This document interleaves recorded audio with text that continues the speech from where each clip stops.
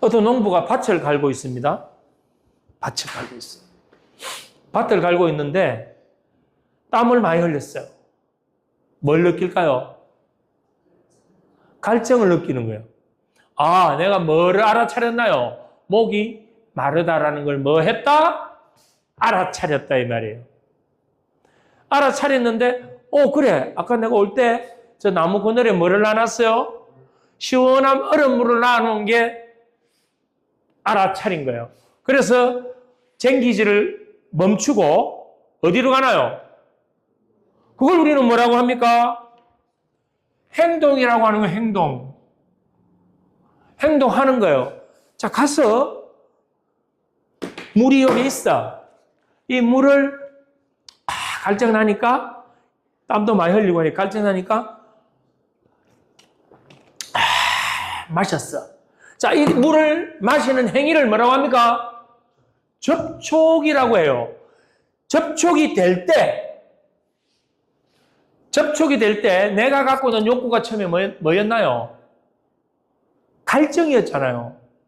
갈증. 그럼 정경에 떠올랐던 이 물을 마시고 하면서 나는 이제 갈증이 해소됐어요. 갈증이 해소됐으면 미해결 과제가 있나요, 없나요? 그러니까 이 농부는 이제 갈증이 해소되시니까 어디로 가야 되나요? 다시 일하러 가는 거예요. 만약에 갈증 해소가 안 됐으면 일하러 가는데 찝찝한 거예요. 아, 갈증 나는데 물이 없네. 이렇게 되는 거죠. 근데 다시 가서 열심히 또 일을 해요. 쟁기질을 열심히 하다 보니까 이제는 배가 고픈 거예요. 배가 고픈데 또 알아차림을, 내가 배가 고픈 애를 알아차린 거예요. 이 단어가 이제 여러분들에게 익숙해집니다. 알아차리고 다시 그늘에 아침에 밥을 가져온 게 도시락이 생각나는 거예요. 그래서 다시 행동을 통해서 하나요? 밥 먹는 걸 접촉이라고 해요. 밥을 먹어서 이게 들어오니까 포만감이 생기니까 이제 배고픈 게 해소됐어요. 해소. 이제 해야 되죠? 쟁기질을 또 열심히 하는 거예요. 하다 보니까 또 뭐가 생각이 나. 아침에 일하러 나오기 전에 부부싸움 했던 게 탁 떠오르는 거예요. 부부싸움 하고 나서 아내가 친정으로 가버렸어요. 근데 부부싸움 했던 이유가 뭐였냐면 카드 연체가 걸렸는데 이 돈을 해결할 방법이 없어서 부부싸움을 했던 거예요. 일이 될까요? 안 될까요? 그게 딱 떠오르는 순간 알아차렸는데 이걸 해결해야 되잖아. 그래서 다시 또 쟁기질을 하다가 멈추고 어디로 가나요? 그늘에 가서 이제는 해야 돼요? 담배를 팍 피우면서 하는데, 자, 이건 해결이 되나요? 안 되나요? 아내는 가버렸고 돈은 당장에 없고 그래서 뭐가 생겨버리죠? 미해결 과제가 돼서 여기 가시에 걸려버린 거예요. 분명히 물 마시고 밥 먹고 나서는 정경이 또 쟁기질하는 거 일하는 거 계속 순환되면서 건강하게 했는데 갑자기 그걸 생각해 머리가 띵한 게 대책이 안 나오는 거예요. 자, 일할 맛이 날까요? 안 날까요? 그래도 가서 일은 해야 되잖아요. 가서 일하는데 아까 목마름 해결하고 나서 배고픔 해결하고 나서는 열심히 일을 했는데 이제 카드빚은 해결이 안 됐잖아요. 뭐가 생겼죠? 미해결 과제가 생겼으니까 여기에 이끼가 끼어버렸으니까 새로운 쟁기질하는 이 정경과 배경 순환이 안 되니까 일은 하는데 그냥 성의 없이 대충 억지로 하는 거예요. 우리 삶에서 그런 경우 많지 않을까요? 내가 미해결 과제 때문에 몸은 여기 있는데 마음은 엉뚱한 걸 떠올리고 있는 경우가 많지 않을까요? 연애에서도 이런 게 있습니다. 연애에서도. 전 연인을 정리도 못한 상태에서 새로운 연인을 사귀는데 그걸 해결을 안 하고 미해결 과제를 남긴 채 옆에 있는 대상을 만나면서 그걸 계속 떠올리고 있다면 온전히 새로운 연애가 시작이 안 되잖아요. 그래서 이 농부는 하지만 일 효율이 안 오르는 상태. 자, 우리는 여기서 이제 대충 단어가 다 나왔죠. 정경은 계속 있는 게 아닙니다. 욕구에 의해서, 내가 이걸 원하는구나, 이거 정경을 떠올리면 여기에 대한 알아차림. 이거는 욕구가 뭔지를 알아차리면 이게 정경으로 떠오릅니다. 떠오르면 이 떠오른 정경을 우리는 뭐 해야 되나요? 해소해야 돼요. 이걸 해소 못하면 미해결과제. 해소하면 이 정경은 밑으로 쑥 내려가 버려요. 내려가서 이 안에 있는 다른 배경들하고 새로운 또 조합 배열을 만들죠. 그러면 여기는 비워놓으면 될까요? 안 될까요? 정경을 비워놓는다는 건 사람이 멍해져 버리는 거잖아요. 생활 속에서는 못 비워요. 그래서 끊임없이 계속 새로운 욕구를 올립니다. 여러분 하루를 잘 생각해 보세요. 정경이 비어 있는 적이 있었나요? 물론 비울 때도 있습니다.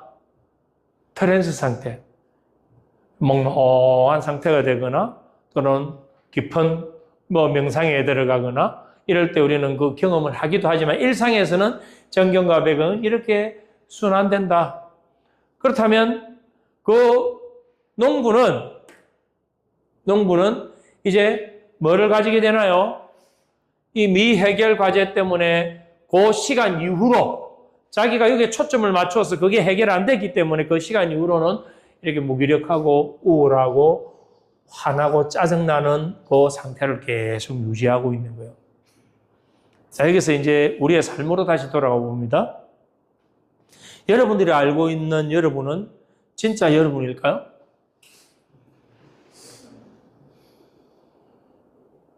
여러분은 아까 누구라고 그랬죠? 내가 초점이라고 했잖아요. 그죠? 근데 그 초점을 게슈탈트 심리학 관점에서 본다면 나는 혹시 내가 보내고 있는 그 초점이 이것 때문에 혹시 뭔가 안개가 낀 것처럼 희미하지는 않은가? 뭔가 여기에 기스가 나 있지는 않는가? 우리가 사람들을 상담을 해보면 실제로 여기에 기스가 나 있거나 여기에 이끼가 끼었거나 그런 것들 때문에 아주 비효율적인 상태가 되어 있거든요. 자동차가 굴러갈 때 다 운전하시죠? 뭐를 밟아야 자동차가 앞으로 갑니까? 엑셀을 밟아야 앞으로 나가죠. 근데 내 삶의 미해결 과제가 많이 쌓여 있거나 이게 회복되기 힘든 정도의 트라우마 경험이나 어떤 특정한 외상후 스트레스 장애나 이런 걸 갖고 있다면 내가 엑셀을 밟으면서 동시에 뭐를 밟고 있다는 거예요? 그렇죠. 엑셀을 밟으면서 브레이크를 계속 밟고 있는 건 내가 앞으로 나가려고 해도 나는 에너지만 많이 쓰고 그걸 나가려고 노력하면 노력할수록 내 삶은 계속 꼬이게 되고 안 풀리게 되는 거죠. 결국은 내 마음과 내 몸을 더 지치고 힘들게 만드는 그게 바로 이 게스탈트 심리학으로 보면 아주 쉽게 이해가 되는 겁니다. 아주 쉽죠, 이렇게 보면. 정신분석학에서 방어 기제 여러분들 혹시 공부해 보셨나요? 방어 기제. 들어는 보셨죠? 방어 기제. 근데 펄스도 정신분석을 공부를 했잖아요. 그래서 게슈탈트 심리학에서는 이 방어 기제를 좀 더 작게 7개밖에 안 합니다. 7개. 뭔가 볼까요? 내사, 반전. 이제 이거 공부해 보면 진짜 이래서 게슈탈트 하는 거구나. 융합, 투사, 편향, 무감각, 억압. 방어 기제라는 말은 무슨 뜻이냐면 나를 지키기 위해서 하는 긍정적인 거예요. 왜냐하면 이 방어 기제를 안 쓰면 나는 나를 보호할 수 있는 보호막이 없는 거예요. 그래서 방어 기제는 나를 지키기 위한 안전장치입니다. 게슈탈트 방어 기제 7가지는 이겁니다. 자, 그럼 이거를 길게 설명하기는 힘들고 간단하게 제가 설명을 하고 요걸 좀 더 공부하실 분들은 제 블로그에 요 글 쓰는 게 쭉 나오고, 지금, 요걸 원고를 가지고, 그 제 유튜브에 게스탈트 심리학 그 영상 촬영을 계속 올려요. 내사는 내가 아직 가치관이 확립이 안 된 상태. 어떤 때일까요? 어떨 때 내 가치관이 아직 정립이 안 돼 있죠? 어릴 때. 누구에게 들어왔을까요? 내 안에 들어왔다 이 말이에요. 내사는. 내 가치관이 정확하게 안 서 있을 때 부모의 가치관이 들어와서 반복적으로 계속 들어와서 자리 잡아버린 걸 뭐라고 한다? 내사. 이건 꼭 부모가 아니고 학교 선생님이나 뭐 친구나 주변에 영향력이 있는 사람이 넣을 수도 있습니다. 또 종교와 관련된 게 들어올 수도 있습니다. 이 내사가 들어와 버리면 내사는 진짜 내가 아닌 가짜 나예요. 그래서 이제 부모가 이렇게 하겠죠. 남에게 나쁜 짓 하면 안 돼. 남에게 친절해야 돼. 이래야 돼. 저래야 돼. 이거 하면 안 돼. 이거 해야 돼. 하는 게 전부 다 뭐예요? 내사요. 근데 이 내사가 좋은 것도 있어요. 윤리적인 거, 도덕적인 거, 또 살아가는데 필요한 어떤 행동 요령 이런 것들도 다 내사시켜줍니다. 근데 그렇게 좋은 내사임에도 불구하고 여기서 접근들한 이 내사는 뭐냐면 이게 너무 강하게 들어와가지고 진짜 자기를 못 만나고 부모의 가치관에 의존해서 그걸로 세상을 보면서 자기를 잃어버리는 거. 그걸 우리는 뭐라고 한다? 내사라고 합니다. 내사. 그래서 실제로 이 내사의 대상이 누굴까요? 이 아이 입장에서 보면 누가 내사를 시켰을까요? 부모예요, 부모. 그래서 그 아이를 보면 누구를 알 수 있느냐면 정확하게 부모를 알 수 있습니다. 어느 습관까지도 닮아 있어요. 얼굴 표정까지 닮아 있고. 그래서 간혹 그 아이를 데리러 오는 부모님들이 그거 하는 거 보면 저런 부모님이니까 이렇게 만들었구나. 그래서 옛말에 그 아비를 알고자 한다면 그 자식을 보면 알고 그 사람을 알고자 한다면 그 사람의 벗을 보면 알 수 있다고 했던 게 내사 때문에 그렇습니다. 내사. 자, 두 번째 반전. 반전은 그 밤선생님 똑바로 좀 앉으세요. 바로 앉으시라고. 이렇게 할 때 내 바로 앉아있는데 왜 바로 앉으라고 해? 하면 그게 건강한 거예요. 근데 택다른 이야기 하는데도 화는 나는데 그래 안 입거든 내가 저기서 참아야지 하고 자기가 밖으로 표현해야 될 걸 못하고 자기 스스로에게 공격을 해버리는 거. 에이 내가 못난 탓이지 뭐. 내가 못난 탓이지. 다 내 때문이야. 밖으로 보면 되게 착한 것 같이 보이잖아요. 병적인 거예요. 병적인 거. 내사도 긍정적인 내사는 꼭 필요해요. 우리가 살아가는 데 있어서. 근데 엄마한테 지나치게 의존해가 엄마의 그에 꼭 따라가는 만약에 그 마마보이라나요? 그런 경우 내사대에 있어서 그래요. 자기로서 못 살아가잖아요. 내사는. 실제로 상담해보면 청년이 이 내사에 의해서 그런 경우가 있거든요. 부모 없이는 할 수 없는 상태가 되어버리죠. 저 내사가 부정적으로 발전되면. 자, 반전은 우리는 때로는 싸움도 해야 되고 다투기도 해야 되고 자기를 표현해야 돼요. 그런데 그걸 안으로 돌렸다는 것은 우선은 싸움이 없고 갈등이 없지만 누구를 지금 자책하나요? 자기를 계속 공격하니까 자존감이 확 떨어져 버리는 상태. 자존감은 너무나 중요한 겁니다. 자존감은. 우리가 자존감이 낮으면 자기를 왜소하게 봐줘요. 남의 성공이나 남이 잘 되는 걸 시기질투하게 돼요. 자존감이 낮으면. 우리가 남을 칭찬할 수 있는 사람은 자존감이 높은 사람들이 칭찬해요. 바로 이 반전은 자존감을 깔아먹어버립니다. 세 번째 융합이에요. 융합은 이 반전도 물론 어느 정도의 반전은 사회성이고 에티켓이고 필요해요. 여기는 병적인 반전을 이야기합니다. 융합은 뭐냐면 융합도 좋은 거예요. 자, 우리는 모두가 하나입니다. 우리는 모두 다 하나예요. 다 융합이잖아요. 근데 우리가 왜 하나죠? 자, 어떤 어린이가 친구들하고 놀러를 나왔어요. 그러면 얘는 친구들하고 지금 즐겁게 놀아야 되잖아요. 근데 친구들하고 노는 그 순간에도 집에서 엄마가 몸이 안 좋아서 지금 불편한데 내가 엄마를 도와줘야 되는데 내가 친구들하고 노는 거에 대해 죄의식을 느끼면서 친구들하고 노는 게 즐겁지가 않는 상태가 됐다면 누구하고 융합되어 있나요? 엄마하고 융합되어 있는 거예요. 종교를 선택해서 가는데 그 종교가 하필 또 사이비 종교야. 근데 사이비 종교의 그 교주가 계속 세뇌시켜가지고 내사를 시켜버리는 거예요. 그래서 그 사이비 교주와 자기가 하나가 돼버리는 거. 그걸 우리 뭐라고 하죠? 융합이라고 그래요. 융합도 병적인 거예요. 융합도. 아까 그 아이 같은 경우는 엄마하고 있을 때는 엄마를 걱정해 줘야 돼. 친구들하고 있을 때는 누구하고 친구들하고 어울릴 수 있어야 돼. 그게 뭐냐면 융합과 분리예요. 우리는 인간관계에서도 융합과 분리가 건강하게 될 수 있는 걸 바람직하게 보는 거죠. 만약에 융합을 했는데 그 융합에서 벗어났을 때 뭔가 죄책감이 느끼고 정서적으로 불편하다면 그건 병적인 거예요. 그래서 적절하게 우리는 뭘 할 수 있어야 돼? 융합도 필요하고 분리할 수 있을 때 우리는 건강한 겁니다. 선생님 지금 수업하기 싫네.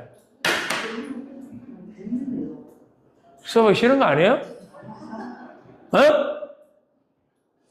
이걸 뭐라고 하냐면 투사라고 하는 거예요. 내 거를 비추어서 저 선생님이 지금 수업하기 싫네? 라고 했다면 저 선생님을 만난 게 아니고 나는 내 감정을 대입힌 거죠. 근데 그걸 내 안에서 나를 발견한 게 아니고 바깥에서 보는 거예요. 바깥에서. 선생님 때문에 내가 지금 힘들어 미치겠어요 라고 할 때 그러면 저 바깥에서 나를 바라보고 있는 거예요. 선생님 때문에 내가 미치겠어요. 실제로 내가 미치는 건 선생님 때문에 아니에요. 선생님 때문에라고 하는 거는 내 마음을 비추어서 그렇게 만들었으니까 이걸 뭐라고 한다? 투사라고 한다. 이 투사는 너무나 중요해요. 투사를 할 수 있기 때문에 우리는 저런 인간 유형을 보니까 사기꾼들이 많아. 도움되잖아요. 저 사람 인상이 안 좋아. 투사는 우리가 살아가는데 아주 중요한 거예요. 왜? 투사를 못하면 매번 만날 때마다 사람을 새로 경험해야 되고 매번 새로운 것을 분석해야 되고 피곤해서 효율적으로 뭔가 작동이 안 되겠죠. 그래서 투사는 긍정적인 부분으로 활용되지만 여기서 이 투사를 잘못 쓰게 되면 병적인 상태를 만든다. 자, 편향은 밤선생님 수업 똑바로 안 해요. 이렇게 이야기하는데 내 쳐다보지도 안 하잖아 지금 밤선생님이. 니는 씨부려라. 나는 니하고 관심 없다. 흐름을 돌려버리는 걸 뭐라고 한다? 편향이라고 하는 거야. 그러면 친구들끼리 대화하는데 여기서 북구 발전에 대해서 막 이야기하고 있는데 갑자기 그 이야기 들어보니 자기는 불편하거든. 그러면 뭐 해야 돼? 의도적으로 편향을 시켜버려요. 야, 근데 말이야, 월드컵 언제지? 갑자기 엉뚱한 이야기를 해버렸단 말이에요, 편향. 그러니까 실제로 사람들을 만나서 대화를 나눠보면 이 편향을 잘하는 사람들이 있습니다. 그리고 상담을 하다가도 자기 내면에 직접적인 그 부분을 탁 건드리고 들어가서 변화시키려고 하면 싹 빠져나가가지고 옆으로 돌려버려요. 편향입니다. 그 다음, 억압이 먼저 올라와야 돼, 억압. 억압은 아까도 제가 설명드렸죠. 제일 나쁜 거예요. 왜 억압을 시키느냐면 내가 이 억압을 안 하고 표출하면 상대방과 싸워야 돼. 다투어야 되고 갈등이 생겨야 돼. 관계가 단절되거나 내가 버림받을 수도 있다라는 느낌을 갖게 되면 나는 뭐 해버린다? 억압해버린다.